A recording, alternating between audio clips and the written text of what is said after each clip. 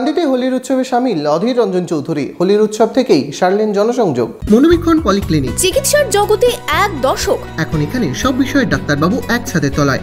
Phone করুন 7477799515 এই নম্বরে।